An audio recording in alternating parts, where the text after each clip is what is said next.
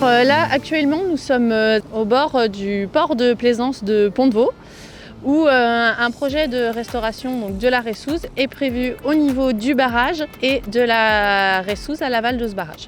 Moi, mes missions sont donc au départ, ça a été donc de faire émerger ce projet, donc c'est-à-dire de concevoir les aménagements qu'on pourrait faire à ce niveau-là. Généralement, on part d'un diagnostic, de recherche historique pour voir comment était le cours d'eau avant, qu'est-ce qui dysfonctionne.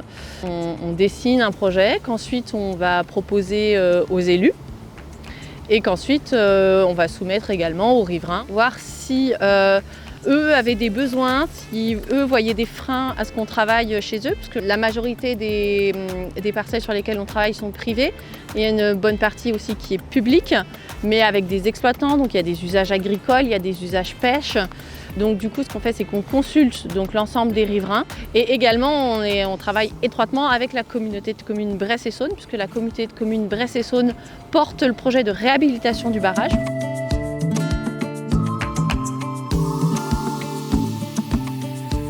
Donc c'est des travaux qui sont qu'on peut dire en deux parties. On a des travaux de réhabilitation du barrage des Aiguilles où nous, ce qu'on va faire, c'est donc de créer une rampe piscicole, donc c'est-à-dire une rivière de contournement pour permettre le franchissement des poissons, mais également pour avoir ce qu'on appelle un débit minimal biologique qui ira à la ressouze.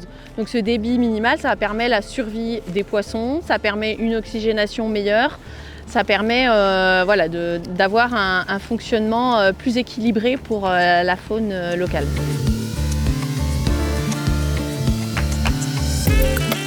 Les travaux de restauration donc, de la ressouze vont consister à améliorer le fonctionnement de la ressouze avec un travail principalement sur les berges de la ressouze pour les rendre plus naturelles, puisqu'elles ont été donc du coup très endommagées et le lit de la ressouze à cet endroit-là a été très rectifié suite aux travaux de réfection du canal, suite au curage, suite généralement à tous les aménagements réalisés par l'homme.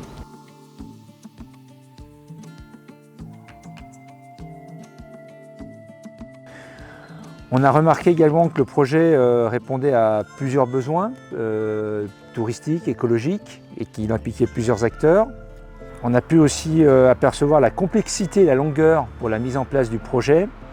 Nous pensons qu'il y a vraiment un intérêt à impliquer et à informer les citoyens, les enfants des écoles et autres pour comprendre les travaux et tout simplement l'intérêt général de ces travaux de restauration.